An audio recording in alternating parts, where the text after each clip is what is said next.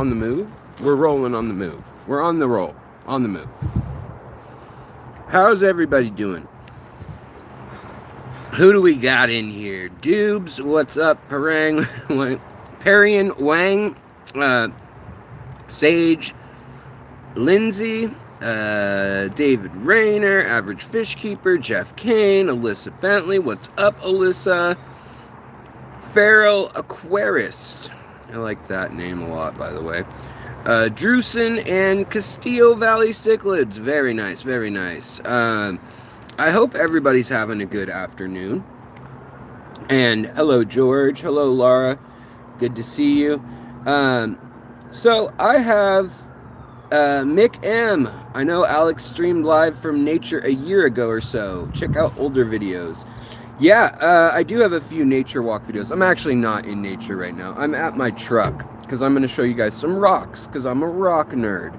But today I'm open to talk about whatever. We can talk about the fact that I'm naked, and I don't really like it. I feel like all my baby fat is showing, and by 35 you should not have that or something. I don't know. Makes me feel a lot less manly and a lot more cold in the winter, that's for sure. Especially when it's blonde. I mean, come on, guys. So, on to fish. So I've been thinking about what do I want to do with the 33 long, essentially is what it is. It's a 90 long centimeter wise. It's a rimless, so it's a 90 centimeters long by, what would it be? I guess 30 tall and 30 deep. So it's basically built like a fridge mate pack of soda if you live in the US, or beer or whatever. We'll take a look at it inside and everything. I'm not allowed to lift more than 5 pounds, and the blind fish keeper Brandon, my buddy, he put a challenge out to do an Aquascape blindfolded, and I really want to do that. However, with the weight limits and the fact that I've got this tank, and this is the one that I bought the light specifically for. So I got the tank for like $180 or something like that, 150 bucks, which was a lot cheaper than its normal $259.99 for a rimless long tank that's 25 gallons, just under 25 gallons. And so I was kind of like a bit torn on what direction I wanted to go with it, and I have a cube that's 6 gallons. That's the one I think I'm going to do the blind Aquascape on. But this one, I have some gear ready for it, and so I'm going to show you guys that. And also, if we have questions, then we'll answer the questions and do all that fun stuff just as I see them. So if you do have a question relating to fish keeping or whatever, or just want to say something that you want me to see, at Secret History, that is how you get my attention, is the @ symbol and then Secret History, or the Secret History living in your aquarium if you want to be fancy about it. But even at Alex helps me see. And Laura, thank you. You say you look slimmer and younger with your trim. Well, I'll take both at this point in my life, I guess. I used to not like looking younger, but you know, as you get into your mid-30s, you're like, okay, I'll take it. Yeah, that works.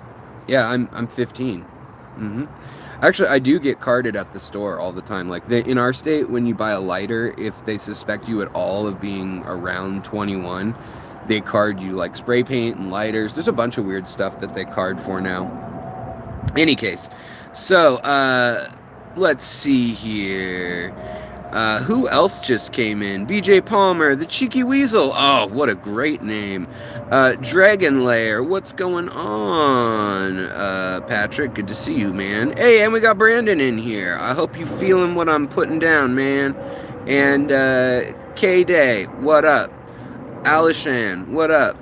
Any new cichlids incoming for you? Well, okay, so that's part of what we need to talk about today during the live stream. Is there is a real potential that I make a cichlid tank out of this long rimless, which sounds preposterous, but we'll get to that in a moment. I guess I should get to why I'm standing around outside.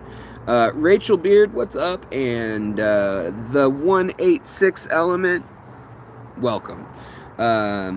We had weed whacking and tree trimming and all the stuff that I can't do right now because I'm not allowed to do anything after the surgery, like lifting more than 5 pounds or twisting, bending at the waist. I mean, I don't know how you're supposed to avoid that.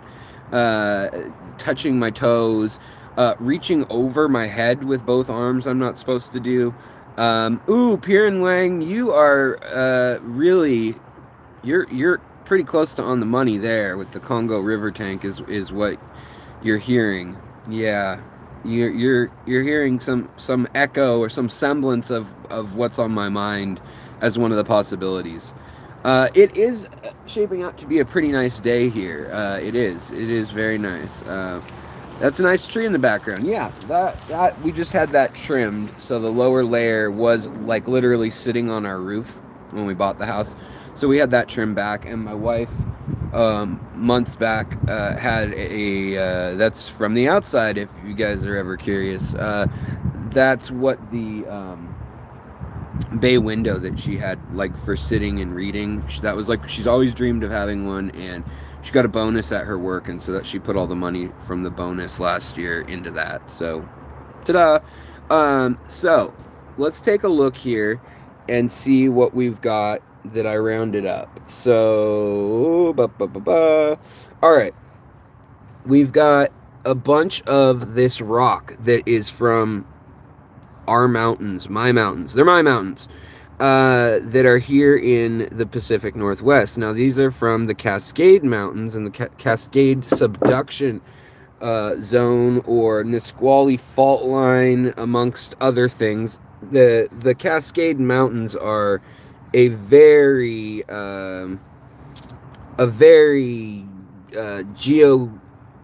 geoactive region. I guess that's the best way to put it.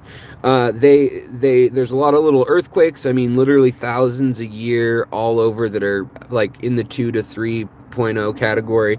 And then there are bigger earthquakes that can happen here too, / the big one that is supposed to happen because it happens every few hundred years.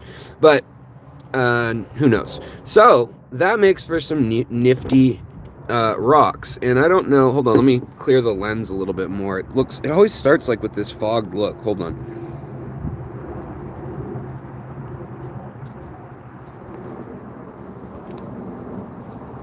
We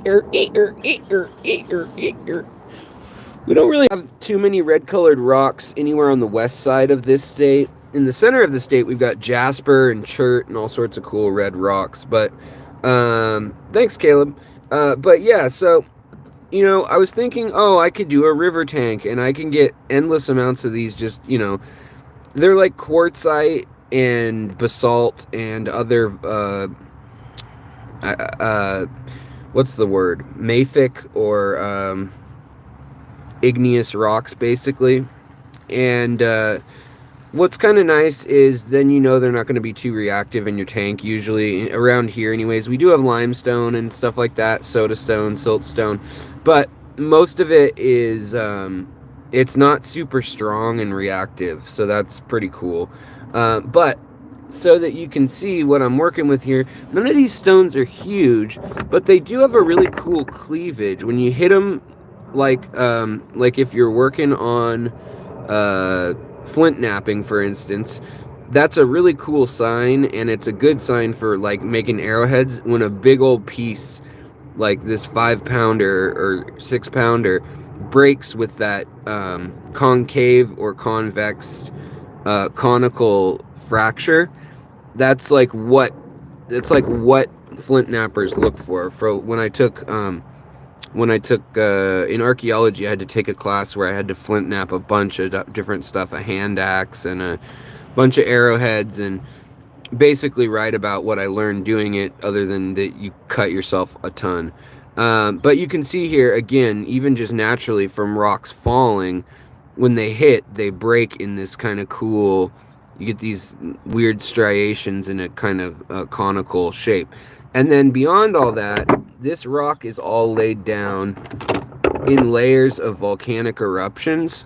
And so you can actually see when it spilled out, or actually it's more likely that this wasn't a spill out. The basalt type rocks are, but this kind of stuff, this quartzite, it's a very fine grain rock, so it's almost like marble or something, consistency and hardness wise. It's a little harder than marble, a little more less brittle too, and a little harder, but it definitely has some cool lines. And the thing that I like about it is sometimes you can tell which way it was laid down. Like this is straight up, might as well be marble, the way this piece of it is. So just the quality of it and the grain of it and everything, and it's so light colored, it might as well be marble. People do carve this rock. But then there's the stuff like this, which a lot of you guys have probably seen in my tanks, and we can go look at some of it wet and aged in the tanks when it's got algae and everything on it. But you get this as the bonding of any fractures. So instead of calcium, you actually get quartz crystals, which is kind of nice. So it was a very slow formation, and it happened either under a lot of pressure, and then it cooled very, very slowly without any bubbles or intrusions. So it's like these nice layers of just kind of, see if we can hold this up. I am embarrassed to show you guys all the Dr. Pepper. They're actually, half of them are empty. That's all you guys get in the truck. But some of it is actually, this piece has some water on part of it, but this is actually considered a jade or a jadeite. Those bands are jade, and if they're good enough quality in some parts of the formation of the mountain range, like some areas, you'll actually see where you can see through a rock like this, thickness wise, you can see light through it. But most of this stuff is not that grade. So this stuff is all from blasting on the side of the highway. But still, yet again, even though it's got these cool shapes, which are great for iwagumi and stuff, like this is actually has like a nice teal tone to it. I don't know if you can see that on the live stream, but the way it was laid down, you can see those lines again. And then you can also see sometimes where something fell or shifted, and then the line goes completely another direction. So I think it's pretty cool, a pretty cool rock, and it's not that far off from like Siriu or something, like especially the pieces like this. So yeah, this is the rock I have that I'm going to work with, and like some of it, like this stuff, this is downright green. So this has got like olivine or serpentine inclusions in it. Sometimes it's just that like there was already rock there and it melted underneath, in like next to a lava tube or lava field, and then the quartz lava slowly cooled next to that, and you get these bigger granite or quartz looking, crystals, but it's not granite. There's no like mica or flakes of any kind in it. So in any case, it's a cool looking rock that's got everything from like a green look, and you see some of the waves or some of the lines are wavy, which is pretty fun. Especially when they're wet, they really show up well then. So that's what I'm working with, and keep that in mind. I also have a bunch of rock here that I can work with that we got. I don't know why when they built this house, they built the roof like this, and there's this weird, like they built the carport, but they didn't build it right next to the house. So there's literally just plywood up there. And then they realized it leaked after the fact, we were told. So then they put rocks in here. But these are just river rocks they said they collected from the creek that's not that far from here. So the Northwest, the Pacific Northwest, is full of rocks like this. And these are, bigger than the ones you'd get at like Home Depot or Lowe's. And then I got a big old bag of gravel too. Pebbles, river pebbles. $4.99 for that giant bag. Covers 3 square feet, 2 inches deep in rocks. Definitely have to wash that stuff. It is a freaking mess, that stuff. Oh, and then I've got Over here we've got pool sand. I've still got about 25 pounds of that. So we've got some stuff to work with. Let me get inside here. Let me get the wireless internets back on too.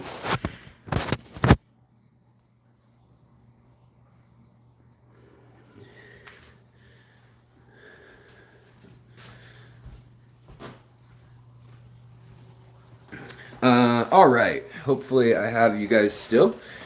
But question from Pierre and Wang, which is, do crystals degrade slower than rocks?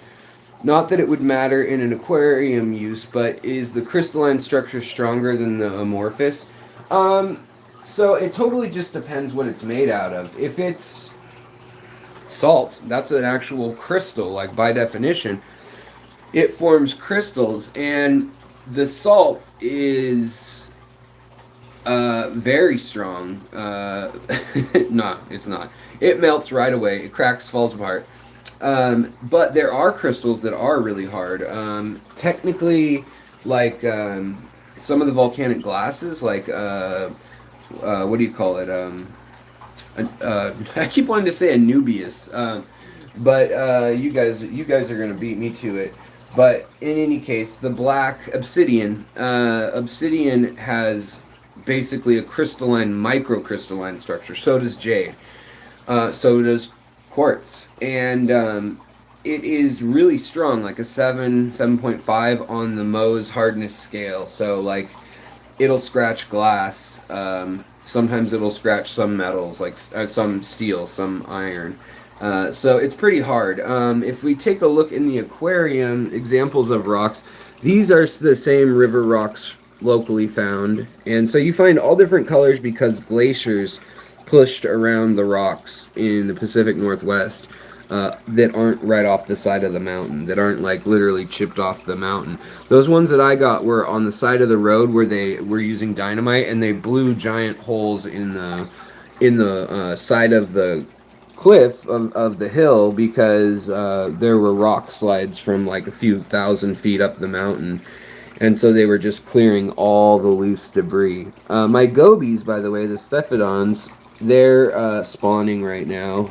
They won't have any viable offspring, but they're pretty when they do it, and they pogo stick around the tank and like eating the moss and turn bright colors, so we'll keep an eye out for them. And also, it seems like the gouramis, the samurai chocolate gouramis, are also in something similar to spawn color and mode. Even my shrimp are all colored up and excited about life, so that's always good. I've been able to, with these shrimp, I take them whenever they're pregnant, and then I put them up into this tank. And this tank has quite a few baby shrimp in it right now, if we turn the light on. So, up here, here's those pebbles from that other tank. The thing that I'd like to get my hands on is more of this sand from the beach in Washington. This is from the beach by my house. And it's salty. Like, there definitely, I realized when I soaked it and rinsed it, and then I let the water evaporate just in a little like tray that I was washing stuff in, it turned out that it was so salty that it left these like big old crystals. So that's not the best thing ever. And also, so yeah, in any case, this is the shrimp nursery, and you can see, maybe if it would focus, you can see that in here we've got a few shrimp. That's like a male there, but I leave a few adult shrimp in there, but for the most part, it's a ton of babies. And I don't know if you can see them very well. They're so teeny. Like, there's some on the glass on the top left. Let's see if any of them are close enough that I can zoom in on them on this live stream. But there's also scuds in here, and so every day I take a pipette and grab a couple scuds and feed them down to my little buddy who loves eating those things down in the... In fact, we'll do that right now just because I want to. I feel like I've I've abandoned my son. And I haven't been feeding him live scuds more than about twice a week. And he loves them. Let's see, where is he? And by the way, look at this Stellatus Dawson. It is so algae covered. It's so depressing. It's such a beautiful plant, and it was doing so well. Things were going so well before they weren't. And yeah, so then it started going downhill. Because this tank, I change the water in it all the time. Like daily, I do probably a 10% water change on this tank. Every single day, and at least every week it gets a full water change. But it just has grown since this was put in when the tank was cycling. It's always had a problem with this Marimo moss ball algae, this green thick hair algae, which this log was in a tank for like 3-4 years with Marimo moss balls at the base of this, and they literally just started growing onto it. And even like this lotus pod now, which is, it's probably been in here 9 months, I would say. Yeah, that's probably a good guess, 9 months. It is even covered in that stuff now. But I was just looking for my little buddy, and I don't know where he is. Usually he comes running this time of day because he knows I'm gonna feed him. And he's smart, but he could be hiding right in front of me too, so that's always a very real possibility.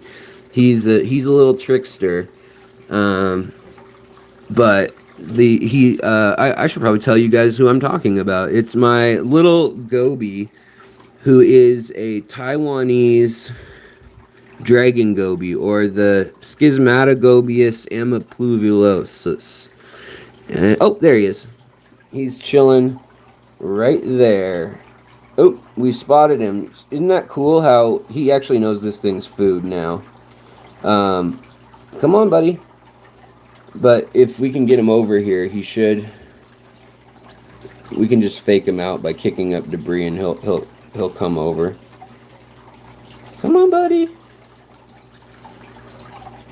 I love these guys. These are the ones that Aquatic Arts carries, and they have so much personality, and I just love them. I think I'll be getting a new code for Aquatic Arts, but for a few more days at least, the 15% off code is working. History Secret 15 or History Secret 10 if you've already used that one. Come on, buddy. Come a little closer. I want to show everybody how awesome you are when you hunt. Come on. Come on, I'm going to scoot you forward. There we go. He does the funniest little shuffles too. Alright. You can settle back in now. Watch, when I uncover him, he'll cover himself back up. Alright, you feel better now? Yeah, that's better. But he's so sensitive now when I'm telling him I'm gonna feed him, and he sees me fiddling with the tanks, that he knows that ooh, Dumplanaria. He knows that it's coming, and so now he kind of preemptively jumps the gun and tries to go for the end of the turkey baster. There we go. We got one, but it's sure not very big, and it's with a bunch of debris. Hold on. Let's get a big old juicy one for him, guys. And then I'll read the chat, because I've been neglecting my chat. I've abandoned my son yet again. Alright. So here he is, burying himself all down low. Here comes the bug. The scud. Oh, you missed it, buddy. I don't know how this guy evolved to do just this. No, it's not even coming out, man. Come on. It's not out of the tube, buddy. There you go. You got it. But I don't know how they evolved to do that, yet they're so incompetent about catching them sometimes. It's just, it boggles the mind at times. We got another one, though. We'll feed him one more.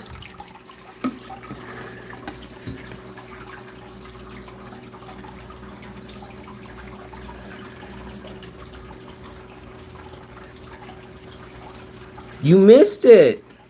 Man, you were getting bad at this.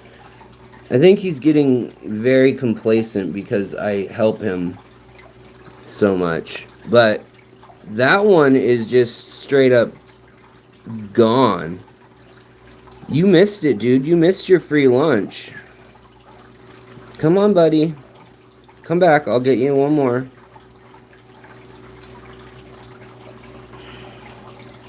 Alright, well, he's over it, I guess. But the other fish that really enjoy it are the beautiful ones. The Enigmatochromis lucanzi. And you can see here, though, that remember the color they were last week? It's gone now, and I don't have any babies to show for it. So, I don't know. They'll color up, and they put on this beautiful show whenever I change the water, and they don't seem to lay eggs. I don't know what their deal is. But that's how I spot clean this tank. It's the only tank that I really spot clean all the time. And also, oh, I saw some of the baby shrimp in here while I was poking around. But also, I'll show you guys these bettas that you haven't seen in a while. These are the Betta minopinas. And there we go. And that is a little female. If we get the light on her right. Hold on, let's move the lighting a bit. Little female. And this is probably the smallest of the wild bettas, or one of them, if not the smallest. And the male has a lot more color. He's in the back over there. I don't know what he's doing. I guess he's deciding to hide under a sponge filter that's not on, because that seems practical. Here he comes with his blue. There we go. So that's a wild Betta minopina. And then also, by the way, my gourami paradise fish, they're getting so big. All the babies are getting so big. They're getting their color. At 2 inches long, they're finally getting their stripes. So, man, those things were born over the summer tubbing season. I'm going to catch one more or two more of these scuds and feed Mr. Dragonface. Here he is. He's getting ready again. He's in the front. Come on, Mr. Dragonface. You ready? You gonna be ready for this?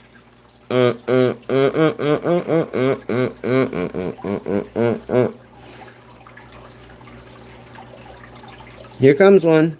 Oh no, never mind. There goes one. You missed it. Alright, that's enough of that. He's apparently 0 for what is he? 2-0. Wait, 2-1. That's what he is for wins. Or 2-4 maybe. And then over in here, before we move along, is the Betta machaensis tank. And for some reason, there were a bunch of these least killifish in here. The least killifish, and also these guppy, the Jinga sulpharis. These are from VENMO over at Color Guppies, who we've been doing the auctions for and stuff. So, yeah, he really had some beautiful fish that he was keeping, but these are one of them. From the Jinga sulpharis, those are the Jinga rubra relatives, I guess. The Jinga rubra being the more well-known of the varieties. But yeah, this is a large least killifish right here. She's a big one, and she seems to have a lot of babies. But over in this corner, we have the, hold on, let's see if I can corral it, the Betta machaensis, who gets very angry. This is the female, and she sees her reflection and gets very, very, very angry at it. There's a male in here too, but he stays away from her. And there's shrimp in here even. Um, but yeah, and there's pygmy sunfish. So there's a real weird mix of fish in there. But let me try to get back to those rocks that I was talking about. So that's not good what I just knocked over. But in any case, those rocks, they kind of look like this in the tank when nothing's growing on them. They have a nice natural appearance. You get a little bit of algae or biofilm on them. And then there's probably a more stark example of them in the other room in the aquascaped tonquascaped aqua. All right. Yeah, I know there's a lot of plants in the way. See, this is that same Stellata Dawson's over in this tank where it's like the red variety, I think is what they call it. But this is what it should look like right here. But it was covered in algae in the other tank. But the rocks, back to the rocks. Rocks for days look like this when they really get a few years underwater. They start getting these kind of cool bands, and then like algae and stuff starts to grow along the grain, and you see it more and more. You can see more of the rock shape. There's that same concussive breaking pattern. The cleavage on it is concussive, convex, concave.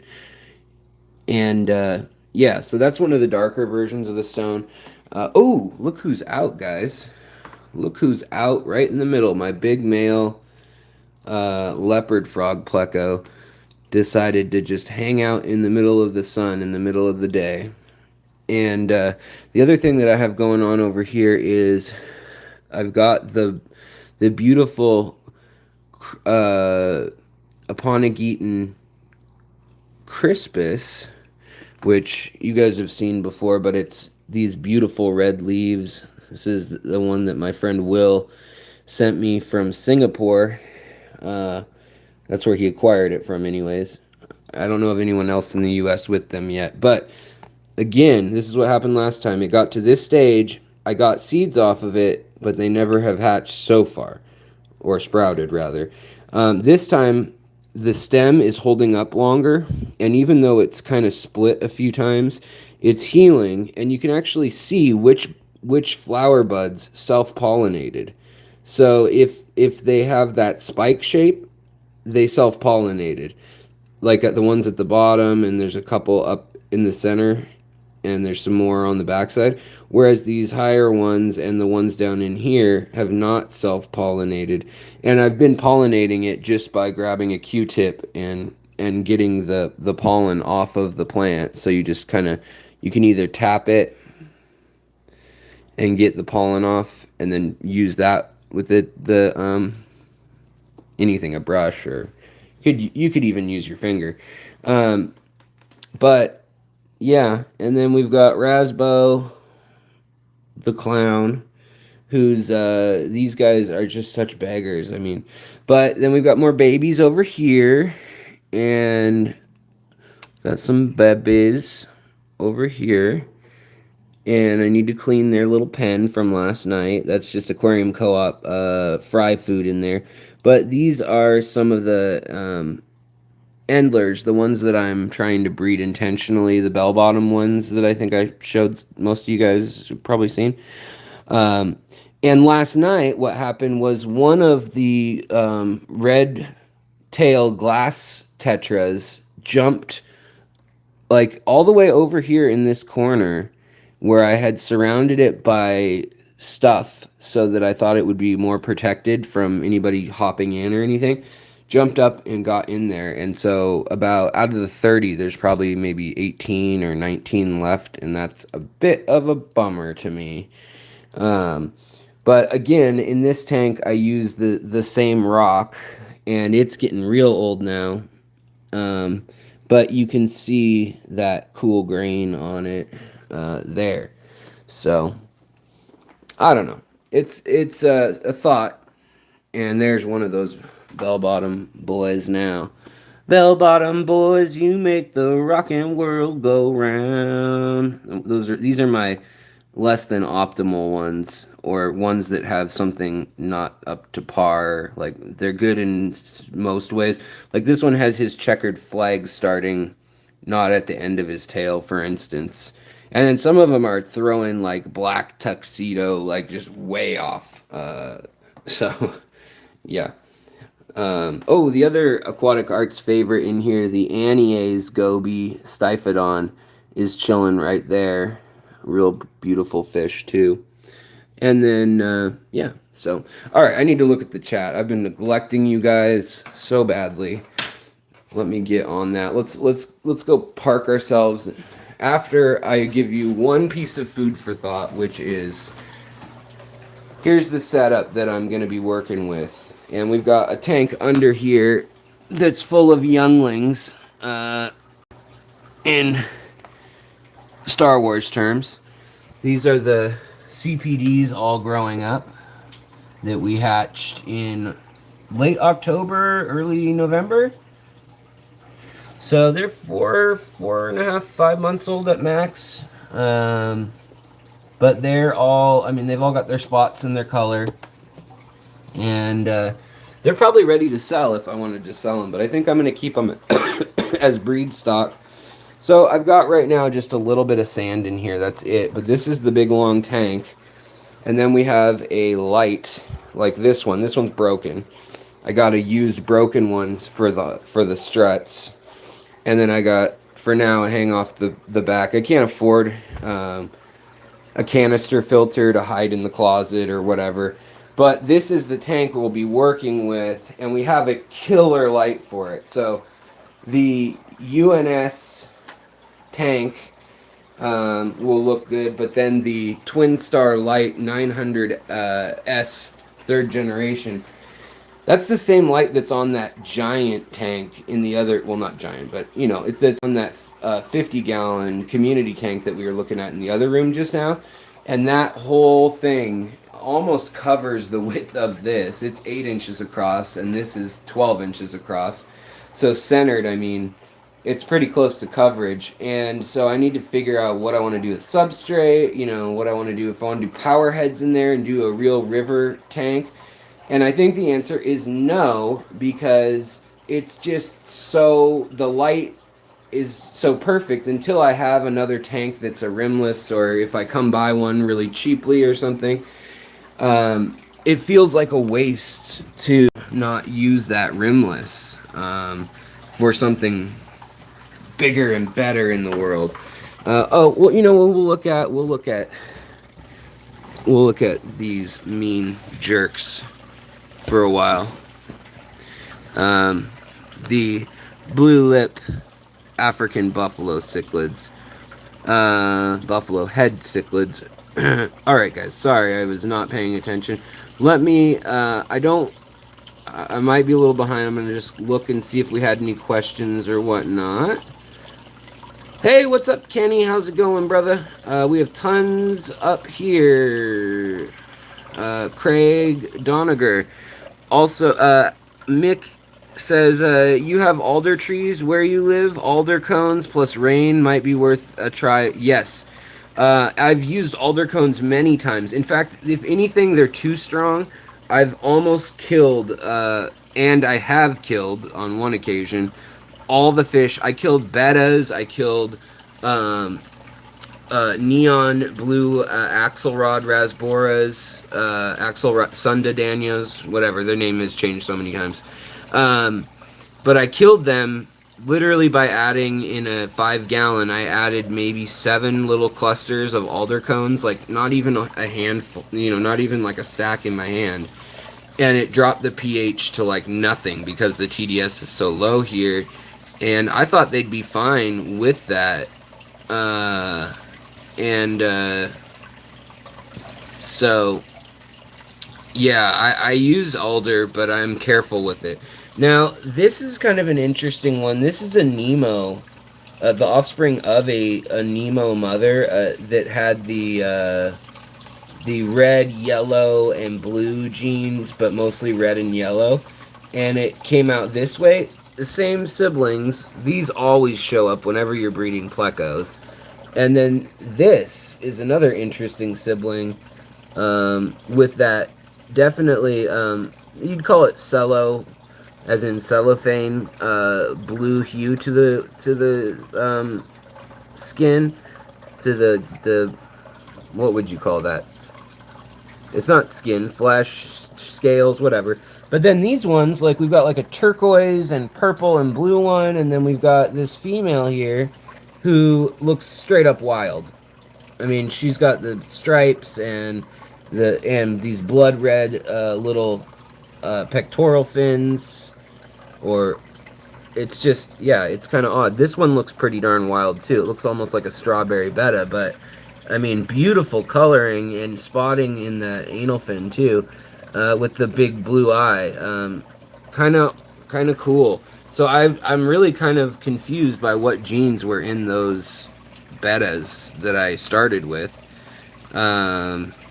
Sweet Shot, welcome. Monster Fish Gal, what's up with you, Lori? Alex, are any of your tanks set up paludariums? No, I want to do that, and I should do that. I just haven't done it yet. Definitely, I do want to do that. The other thing is I want to grow more submersed stuff in this tank that I'm setting up next. By the way, that's that was the coolest looking one out of the group, this male here. He had a completely red head with metallic blue eyes, and then he's got like a perfect row of little spots on each, or they're going away now, but they were little spots on each scale. And then he had a white ring around his neck and a big old white chin with just that red forehead that you can see over here better. But now he's starting to turn into a metalled mush mess.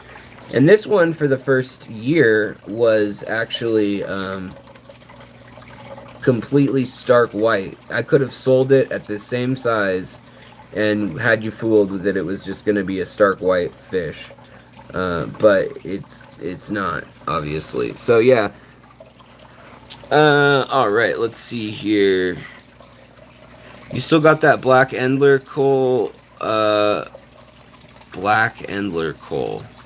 Trying to remember what you or I were talking about where I said that. Probably, though. That turquoise color, when the light hits that upper dorsal, well, the dorsal, is so turquoise green, or like a aquamarine green, and the eyes like a crystally blue with the front pectorals, or I guess, well, wait, are those pectoral? No, ventral fins. Oh, whoa, what's going on there with the gill? That's odd.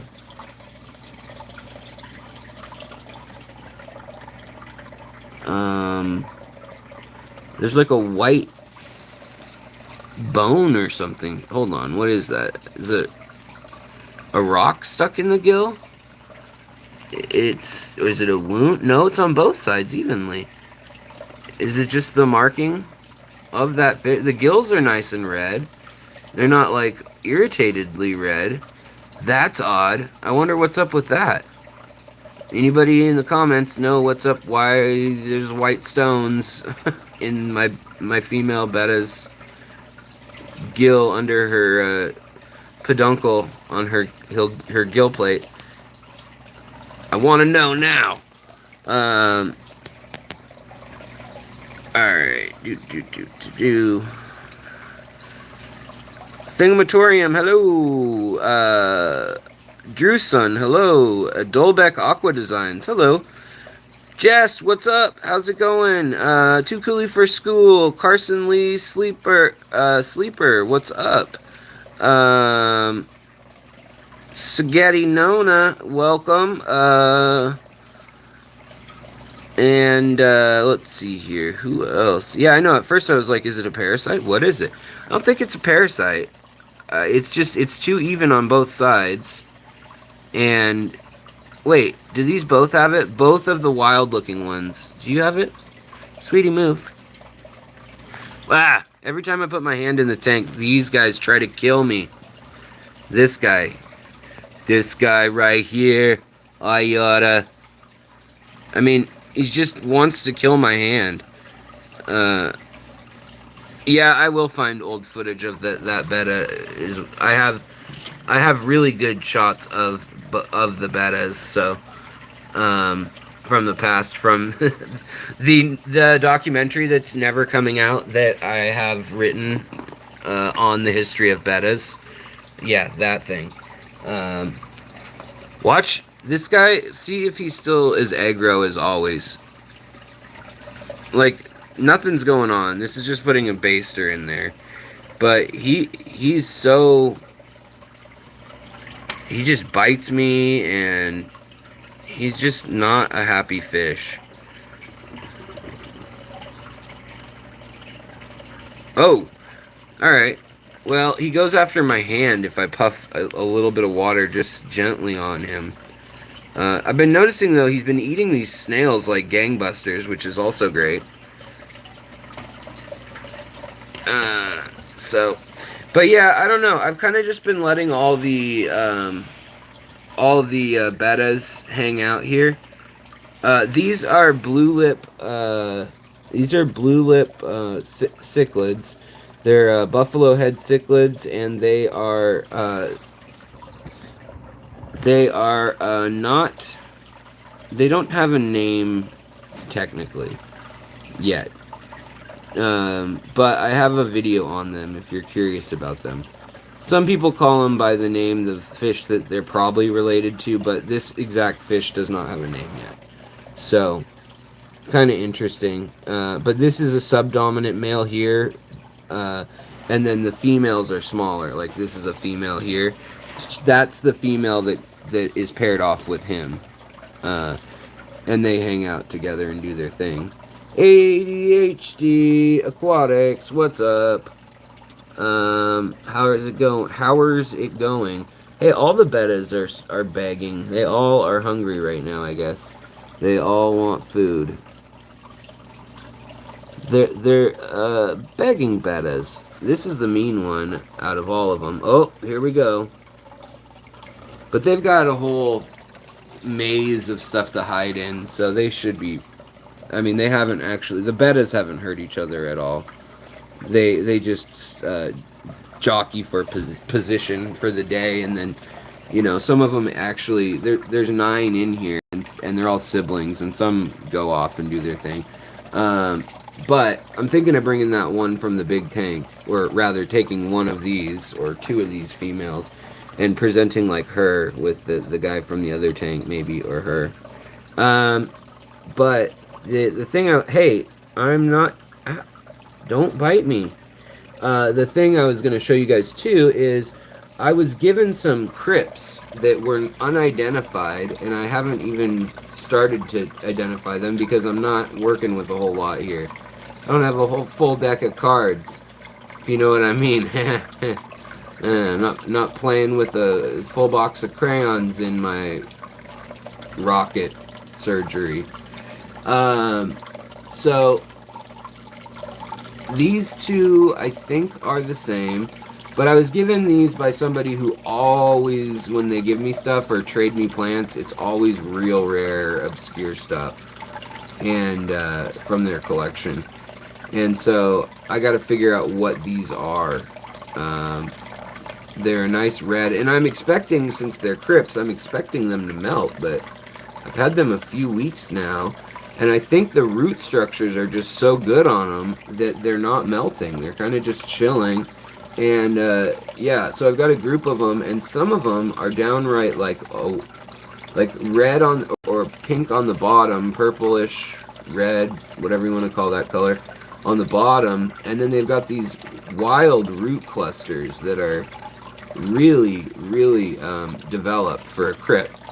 I mean, for a little 2 or 3 node crypt, they've got roots that are like twine balls or something, like this one. So I got to figure out what those are. Xanadu! What's up, Xanadu? Wait, what's that? There's something gross floating in the water. Is it? Don't be a dead fish. Don't be a dead fish. Don't be a dead... Oh. What is it? I see something gross over there. Please be part of a water lily or something. Yep, it's just the stem from a water lily pad that broke off, thankfully. I was worried. And then the other fish that are chilling, doing their thing, are this tank here. They've been blacked out, but they really don't like the light from above. So I think they must live. They do live near Lake Victoria, but they must live in some waters that are pretty dark or have a lot of cover. But my cribs, surprisingly, like, look at this female crib. She's like fully colored up with a big bright belly, and yet she's surrounded, and she's got a male in with too, but she's surrounded by these fish where even the small females are at least 4 times her mass. The females here. And then there's the male, who's not colored up right now, but you guys have probably seen him too. When he's colored up, he is crazy beautiful. And then this is his lady, and she right now has a pretty good sized belly on her. See that belly bulge right there? So I'm really hoping that they finally have babies somewhere back in that corner. I know there's a lot of glare on their tank, but yeah. So I'm just kind of surprised that the cribs are holding their own so well. I've got this net in here. There's the male crib back there. He's really showing off beautifully. I've got this net back in here, and these cribs are really, really good at avoiding the net. But they don't want to go into the territory of the... Yeah, see, they're quick. They don't want to go into the territory of the haplochromous group, so they stay out of there. And then we've got this tank, and we've got this poor little Panduro that's just chilling and not thriving. She's not doing super well, or he, I don't even know at this point. And I think it's because of these stinkers, because these monsters that I decided to take home because they were cute and they were free. Because of Kenny, they were like $3 or something. You know, they're on the table at the auction, and I was like, "Ooh, what are those? I've never seen them before. They're the cutest little fry ever." Ooh, that looks like that could be ick on its fin. I haven't had ick though. In any old fish, I've had ick in a tank with some new fish not that long ago, like a few months ago. But I haven't had ick in over a year on my old fish of any sort. And look at this red root floater here. This thing is a freaking island right there. It is wild. That's one mass of red root floater. I feel like I want to just get it to somebody who who needs red root floater with one giant chunk of it like that. But yeah, all the tetras and all the other fish in here that would normally show ick if there was an ick outbreak, they seem to look pretty good. I mean, there's the cories and the half-beaks get it easily, and the half-beaks are doing good. The cochus are doing really good, and the goodeids are laying low, but they're doing good. Yeah, they're not as happy in this tank as they were in the tank with the puffer. Yeah, I mean, this tank somehow still has Malawi shrimp in it, too. Look at that. There's still a shrimp chilling there. She has babies, for sure, with that belly. That half beak. Yeah, and then look at the size of these cichlids. Those are the Turkana Jewels first round, and they're starting to get their sparkles and their red and their color. slowly but surely, leaving them to their own devices as far as not splitting up any big groups and stuff, letting the parents take care of them for a long time. It looks like we ended up with about 20 adults out of the 48 or 50, somewhere in there, babies. So that's pretty. I'm pretty happy with that. I don't know what I'd do with a whole lot more, especially like I don't know in the long run. But these two just want to keep spawning over and over again, and they're alone right now. The other thing, then this tank. These are those aquatic art, the ones I got from Aquatic Arts, the little Cory catfish that are the long fin, and they're called just normal long fin panda cories, but they're a like pygmy version of it or something. They haven't gotten any bigger in months. Since November, when I got them, they've not gotten bigger. All 6 of them are still exactly the same size. And they're pretty cute, and they've got that big long tail. And the annoying part, you know what took a nibble out of the tail, is this baby Betta up here, this is it macrostoma? I always say that, and then it's like not maculatus, not maculosa. I think it is macrostoma, but for some reason that sounds wrong. Betta macra. Anyways, so yeah, that's the only thing that seems to bug the poor cories in here. And then the cories just hang out all day long and do their thing at the bottom. But this bugger is a hunter. Oh yeah, with Pleco Caves, the Pleco Ceramics guy, worried about him and his zebra plecos. Yeah, in Ukraine, he apparently, yeah, I messaged him too, and haven't heard back from him in days, but I did hear back from him on the second day that they were being invaded there, and he said that his fish room / shop had been hit, like where he keeps all his stuff, and that the power was out, and that he didn't think they were going to be doing well, unfortunately, Dragon Lair. So he was safe last I heard, but literally the industrial part of town where he, had his workshop got hit. And today I had 2 other subscribers that are Ukrainian contact me and let me know that that some of them were using Starlink or other types of satellite hotspot type things locally, but that it's really bad what they're expecting tonight. There was something like a 30-mile long line of tanks and troops and supply stuff headed for Kyiv, the capital, and of the Russian hardware. So yeah, real sad. I'm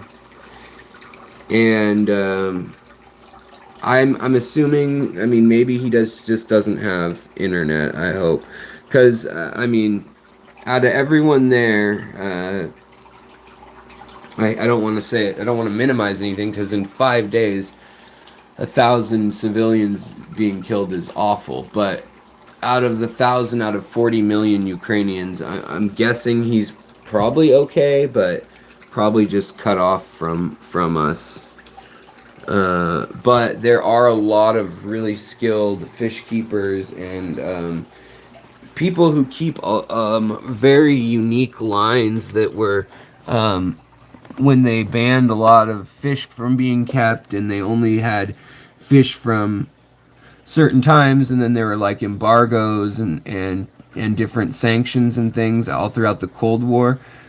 Ukraine and Hungary and former Yugoslavia, the Balkan states, all those things, they all really had a lot of ingenuity and creative fish keeping skills.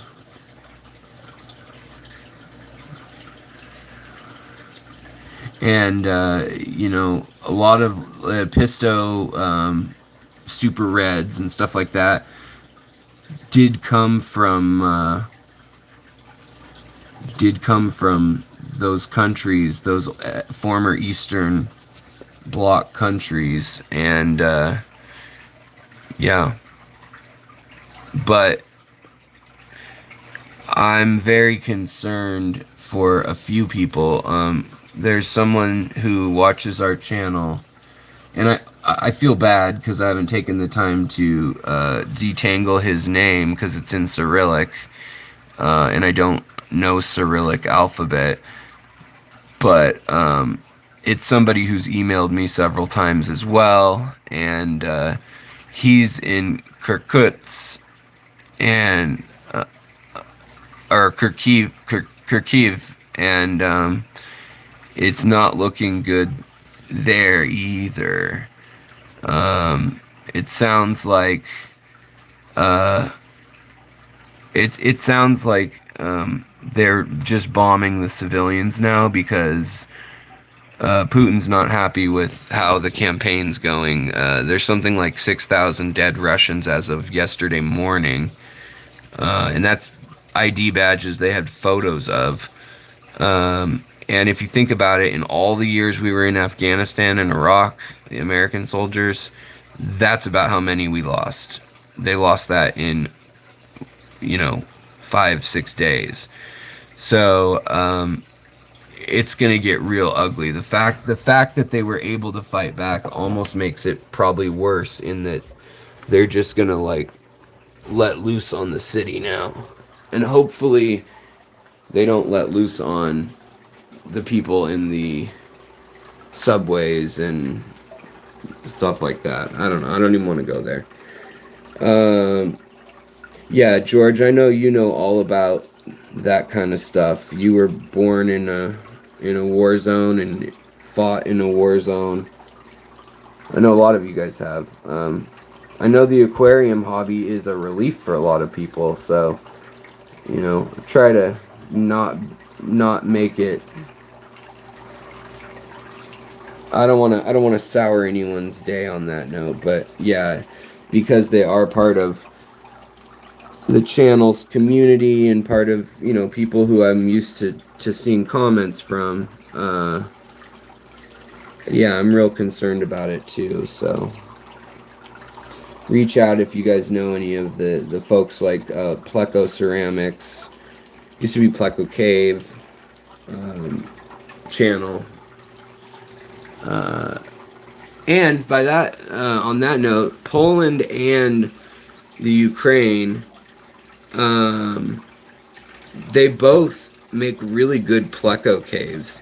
So if you can support a Polish or Ukrainian Pleco, I mean Ukrainian ideally right now, Pleco cave maker, they make them by hand there a lot of times, and each like species, or you can buy it by like full-grown hypancistris, full-grown watermelon, and they actually kind of mold it in a specific way by how they've watched breeding those fish, and a lot of times they're the ones who were first successful at breeding whatever pleco that was. But and when I say that, I mean like whatever pleco I may be talking about in general. Like it could be the zebra or the watermelon or whatever. It doesn't matter. But they have a lot of the firsts over there. Yeah, no, Danikin, I totally agree with you that if he could, he would probably go for every single country that used to be USSR. That I don't think that'll happen because I think things will get either so. I don't even want to think about it, but I don't think that will be allowed. I think the whole world would be in a world of problems at that point. But hey, what's up, honey? How are you doing? Did you go look at the yard? Cool. I love these glow light Daniels. These are the ones that Redfish Bluefish brought in. Jason brought in from. I think these ones are Polish. They might be Czech, but I think they might be Polish. These ones. I'll have to ask him, or maybe it'll say on his website. But These glow light danios he sold for under $5 a piece, and they're just so beautiful. They're just like so full of color, and I only have 5 of them, but man, do they just zoom around like nonstop, and the males will chase after one another, and then like the one who's chasing will switch, and then they'll like zip around into circles and stuff. And then the the fundulus panchax drusei just sits up there in the corner, sulking slash staring at them. Uh, right now,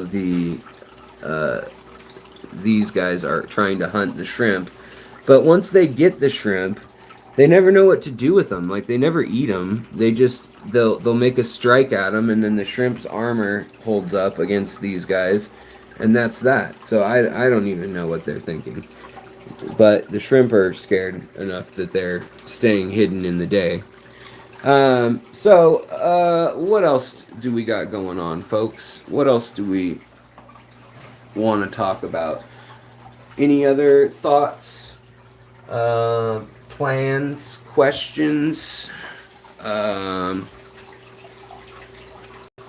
Do do do do. And the other thing is somebody, Dragon Lair just mentioned the flooding in Australia, and yes, that is rough. I am definitely, yes, Master Black. What's up, buddy? I have shaved. I've shaved. I've molted. I ate my old exoskeleton, so all my nutrients have been restored. And yeah, that's that. um, it's a shame, Alex. Yeah, my beard being gone. I know it is. Oh, Putin and the flooding. Yeah, yeah, that too. No, the flooding though in Australia, I saw that 8 people or something had been killed already in the floods. That's awful. That sucks. It's always sad to see, but at least like when it's Mother Nature, I feel like it's like, well, I don't know, like what are we gonna do? Like it's her Earth, her, his, God, whoever, whatever it is, nature's call. A little less frustrating in some ways, probably not for their families, but the interesting thing about that is that Washington is flooding right now too. We had some places had up to 8 inches of rain, or like what would that be in centimeters? Like 20 centimeters of rain in one day the other day. In Seattle, we got about 2 inches of rain, like 1.84 inches. So like 5 or 6 centimeters of rain, 7 centimeters of rain maybe at most. But then we got that for like 2 days straight, basically. Um, so yeah.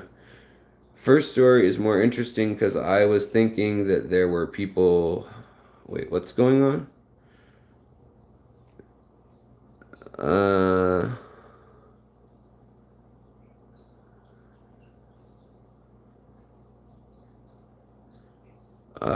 it sounds like a whole long story. I'm sorry, Master Black. But yeah, I wouldn't want to be hanging out in Europe right now either. Yeah, we have a lot. This channel is only 50% English speaking, like nations, which is odd to me because I speak English in the videos, obviously, but it's like 51%, and I'm including India in that number, and obviously Australia, the UK, Northern Ireland, and Southern regular Ireland, Scotland, Wales, all that stuff, the UK, and New Zealand, Singapore speaks predominantly English, I think, and then Hong Kong speaks a lot of English, but Mandarin too. But in any case, I can see why there'd be people watching those places, and so I assume English. And Canada, obviously, 20% of you are Canadian watching, but 50% of you guys watching are not from English speaking countries, and I want to know where you people are. I mean, some people do comment, and I use Google Translate and stuff like that, and whatnot. And I know there's a lot of expats and stuff, but or maybe it's VPNs, but I'm seeing a lot of traffic from all over the world. I mean, with 28,000 almost subscribers, when I go in and look at the people, I have almost every country other than a few like little Micronesian, Australasian island countries. Pretty much every country seems to have somebody who's said hello and dropped a line and watches monthly. Like, I see every little flag on there. No, where are all my cold beverages? I can't drink red hot original Frank sauce. Or my wife bought these, and I was like, "You bought Dragon Ball Z water?" And she's like, "It's not water." And I was like, "Okay, flavored water, whatever." And then she's like, "What's Dragon Ball Z?" And I was like, "Why did you buy these then?" And they're like cartoon cans, and they all have a bunch of Dragon Ball Z stuff on them. No. Buy them because of the branding. But you don't marketing. You don't know the brand. But it's cute.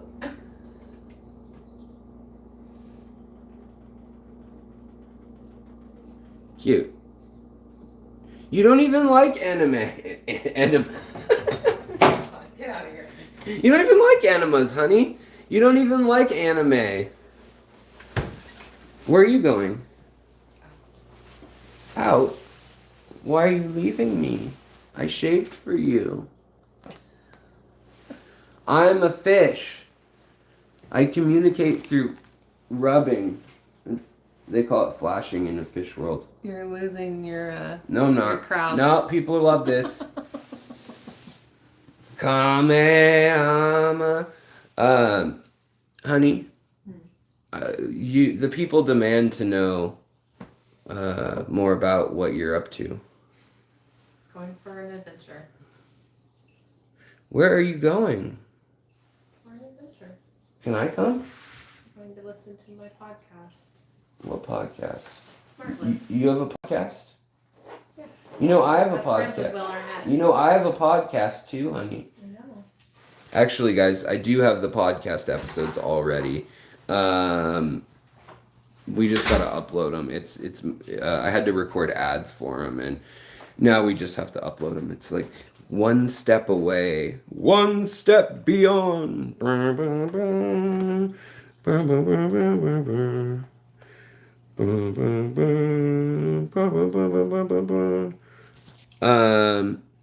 right, guys. Well, do we have any questions tonight? Y'all have been easy going, just chilling, hanging out, chatting. No real brain benders, mind twisters, thinker smashers, gray matter splatter. I don't know what to call it. Let's finish off this stream while I see if anybody has any questions. Let's finish off this stream by talking about the thing I said I was going to that we didn't talk about other than at the beginning. So, ta-da! Lasiac thing is still in the works. As soon as we hear that it's scheduled, then that's when everyone will pounce and start writing like crazy, and hopefully maybe a few of us will actually go and sit in front of a senator's office if we have to. I don't know of any fish people who are really into that right now in my area, but I'm planning on... I can sit there and do that. Oh, you like this picture, Craig? It's a crocodilian, a salty that I painted a long while back. But in any case, this tank, it's nice and long, like I said. We've got a super high-powered light for it. And what I was thinking was, one thing in my mind was like, oh man, I'd love to do Shelly's or Nanochromis or Nanocara. If I don't, if I wasn't going to go African, I could go Central American or South American, or Apistos. And then I was like, no, if I either want something like a school of maybe predominantly one tiny fish like rasboras or something, or um, a larger fish and just like two or three of them, something like that. But in the end, you know, I love the length, and I'm like, okay, well, it's going to be a river tank, duh. But then, on the other hand, the strength of the light says, no, you idiot, plant it. It needs to be a planted tank. You have a light that is usually $350 retail. I got a really good deal on it, like cost, wholesale cost. But and that's why I bought, like, it was on the when you get, like, sometimes if you go to UNS or other you go to other sites like what is it, Boost Plant, UNS, just any site that sells stuff like that, that's kind of that deals in these higher end things. Sometimes they'll have like a deal section, or like bent and dent, or stuff that's been discontinued, and you'll be able to get good stuff. So yeah, what I'm thinking though is, with that super high powered light, I should do a carpeting scape in the end, which cichlids would rip up. So now I'm kind of like, well, what if I do stone and I kind of tier it up like this and then stack it up like this? So like it builds up in this corner. There's all of it's lifted up a little bit here, and then we do like rotala and other like colorful plants, pretty plants, and then a nice carpet everywhere with aqua soil. So like some pebbles, 2 inches of aqua soil, maybe sand again, but probably just aqua soil. And then, or do I do it aqua soil and then sand, capping it, which then I'd be able to put more variety of fish and stuff in there, but it would limit some of the plants, some of the carpeting plants.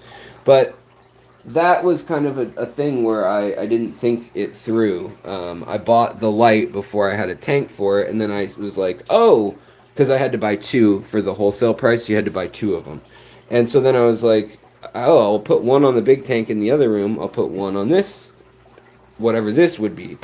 And then I decided to get the slim tank one for price. I couldn't afford the big UNS. It was like double that. It was like $400, $500. So I got this one, and then I decided, like, I don't know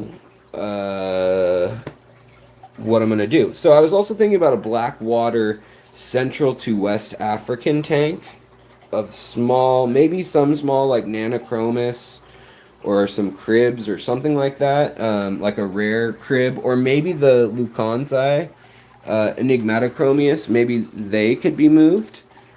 But then I was thinking, well, that would be cool. Or I could also do my dream tank and just fudge it a little bit. Where do carpeted iwagumi underwater, and then do lilies and bigger pads on top once that's established. And then let some reeds grow out, because the way that light is mounted is going to be 8 inches above the tank and probably 9 inches above the water level. So I'm just really torn. I mean, it really should just be an aquascape, like a plant-based Dutch-style aquascape. And if I have stones in it, I have stones in it, and that's great, kind of thing. But I just, I don't know. I don't know. It feels wrong. Like, I want to put a power head in it and make it an African or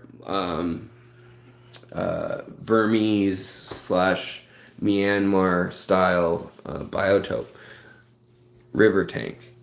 Now, the other thing that I have to show you, and I hadn't done these, but people liked the review I did on the Higer Light.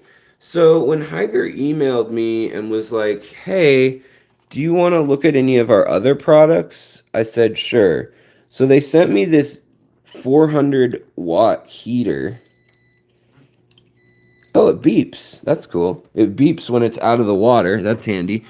And it has a digital display, standby, and eco where it uses less energy, a fast heating mode, which is kind of cool. I don't know. I'll do a review on it. Like, I'm going to test it for a good while. I've had it a while already, but I'm going to test it for a good while. It is a big hulking heater, but it does take up what I would normally use, like two of these 200 or 300 watts. It can go. They make all the way up to 800 in this same frame. So I was kind of testing really the casing and the frame just as much as anything else. But yeah, so it's big though. I mean, it's not that thick, but it's big and bulky. I guess you would have it in a big tank is the thought anyways. So that's kind of what they're counting on. But man, I don't know. It's real big. And then the other thing that they sent me, and by the way, guys, seriously, um, well, it's 400 watts or 600 or 800 depending on the model, but it separates those onto two separate ceramic cores, and yeah, it's kind of interesting. It's they do things a little differently. The Higer stuff is designed a bit differently a lot of times, which this is another brand affiliated with them, I guess, that I've never tried anything of. But this is the AQQA Aqua adjustable air pump, and this is a 600 gallon or 60-10 gallons supposedly this air pump is gonna replace my Tetra Whisper 150 and 300 that run the fish room right now, and it was like 50 I think they're $50 retail. I don't know, I didn't pay for it, all things disclosed, but I want to tell you guys, Higer seems to really want people to review their stuff, and if you are willing to say you'll review their stuff and or give them a good rating on their store, or rate their store, thank you. So they butter you up for like forever, and then they tell you, oh, please leave us a rating too, you liked it, right? Question mark. That's not Higer corporate. That's Chinese retailers that are selling on Amazon or selling on some other platform, and I see that a lot. I don't like dealing with them, but if you guys don't mind dealing with them, like if I had a channel with under 2,000, 3,000 subscribers and not a whole lot of hours, maybe it's not monetized yet, I would say hell yeah. Like I know Mary Flynn got a free tank from them. Like a whole setup. So they definitely want people to use their stuff and try it out. But to me, I just can't have any pretense. Like if I'm going to use their stuff, I told them, like, if this totally sucks, that's what the review is going to say. So if you want to send it, that's fine. I'll use it. So yeah, that's where I stand. But I'm not going to put a video out for any product that anyone sends me. It's like if it's exceptionally crappy and expensive, then I would do a review, or if it's pretty decent, a good value or whatever, then I'll do a review. But if it's just mediocre and it does the same job as everything else, like I'm not going to waste anyone's time with that review. I'll just let folks know verbally that it's all right. All right, guys. Well, I think I'm going to wrap it up here. Alyssa, sounds like an excuse to get one of those 300-gallon Rubbermaid ponds. Yeah, for real. I agree. Let's see here. Chance Larson, welcome. Yeah, instant fish boil. I know, I did have that all those things in mind, too. Question, can nearite snails heal their own shell? Yes, they can, and it's usually a turquoise color. And you'll see, I had one named Cracky for like 4 years, and he had turquoise shell and fractures all over it. He fallen, smacked himself, broke himself, like a good 4-foot fall onto a slate floor 24 times probably. And then when we put him in a tank with lids, he'd still like wedge himself under the lid and like leverage himself and get out and then crack again, or I wouldn't see him and put the lid down and I'd hear a crunch, Every time he healed, though, he died just randomly of old age. I don't know. Neorites don't live an extremely long time, I don't think. So at 4 or 5 years old, he passed away. But he had all these pretty turquoise seams in his shell because they it was like a flexible shell at that point, I think. ADHD, what's your opinion to use scissors on your live stream? Can I make a clip? Oh, I don't know what the point of that is. I was wondering, it's a new feature. I have no idea, but if you want to make a clip of what I'm doing, feel free. um, let's see here. Nothobrachia species. Ooh, cool. Wow, neat. Pierre Wang says, if you just use high demand plants like a bunch of Rotala cultivars, can you probably still get away with doing a more riverine scape? Yeah, definitely. Like if I did a miniature butterfly and Rotala atria, Rotala ramosio Florida, Eriocalens, Ludwigia whites or silvers, any of those like ones that don't have a lot of green pigment really, or chlorophyll rather. Those things can, I could do in that tank, and they'd probably do pretty well, I would think. Can I keep Cory in an 8 gallon with any other fish? Yeah, I would get Corydora habrosus or Pygmaeus or Histatus. Those are all the 3 miniature versions. And you could probably put 5 in there, plus an auto... Well, you wouldn't need an autosynclus. Plus a nearite snail or a mystery snail. And mystery snails poop a lot, though. So I'd say do that, and you could get some shrimp. And you could get... a nearite snail or a chopstick snail or maybe even a rabbit snail. They poop a lot too. Trying to keep this easy for you. And then you could also still get, probably, as long as you plant it well and it's cycled well, then you could still, even with that, you could probably do another 6 to 8 micro rasboras, Phoenix rasboras or exclamation point rasboras, stuff like that. Let's see here. Made a clip and shared it to your husband. It's a link that takes him to to the clip of the video. Oh, interesting. That's very true, Pierre and that is very true. Yeah. Any cichlid would kind of ruin those plants. Yeah, they would. I don't know. I'm also tempted to just do an aquascape with that cool bluish green stone and just use like all bright purples and yellows and like really out of this world plants and a carpet of some sort. I'm kind of leaning towards that because I can probably convert another tank to a biotope.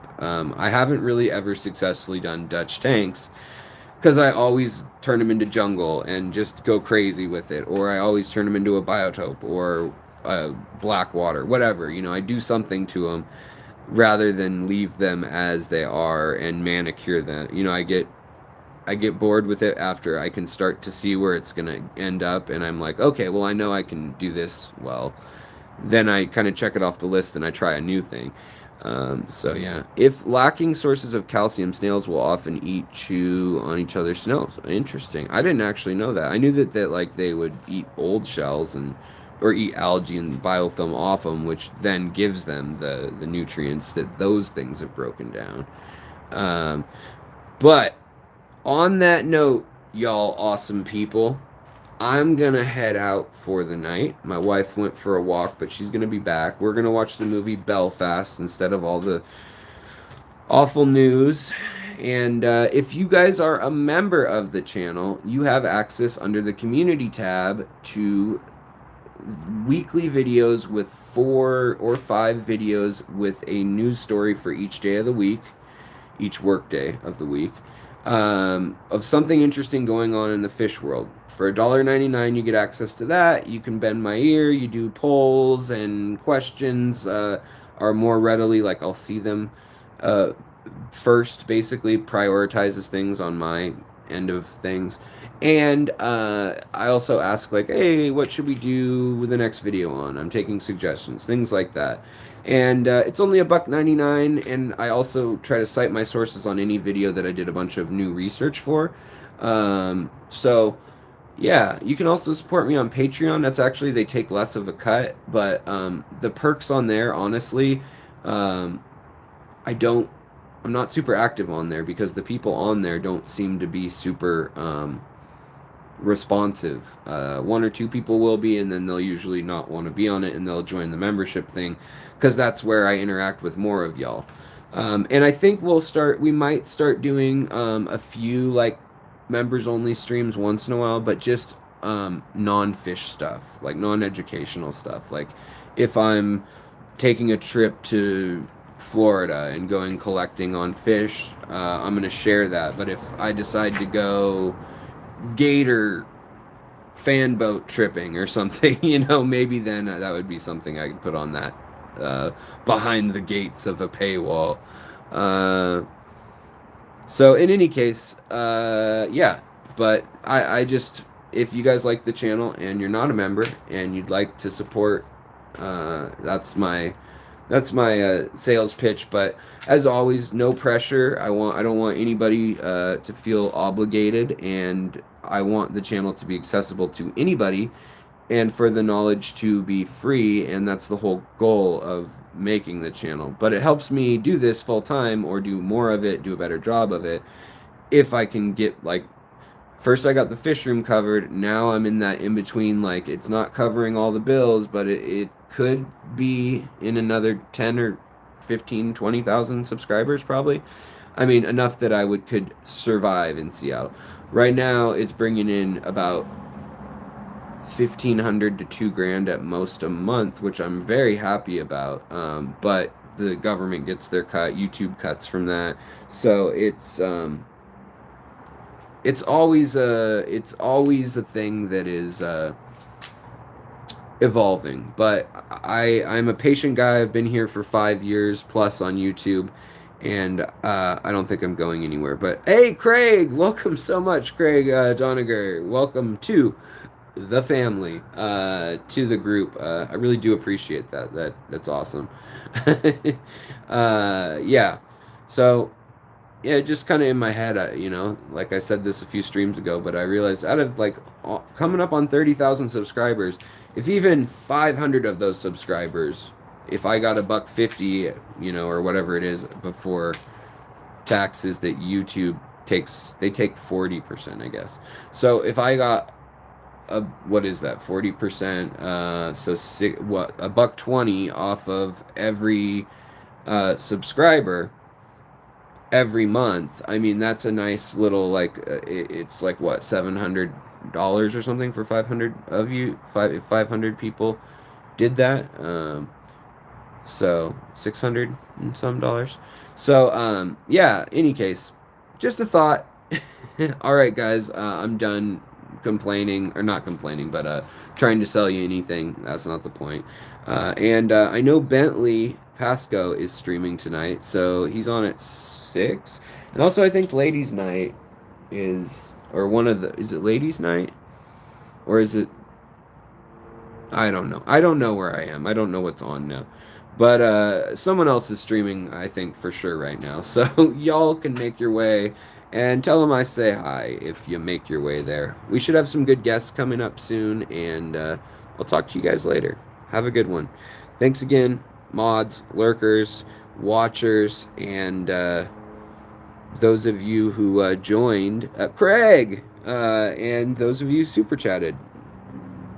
Craig, thank you. All right, guys, have a wonderful night, and I'll talk to you guys on Friday at 4:30. Probably is the new time, I think. Bye, guys.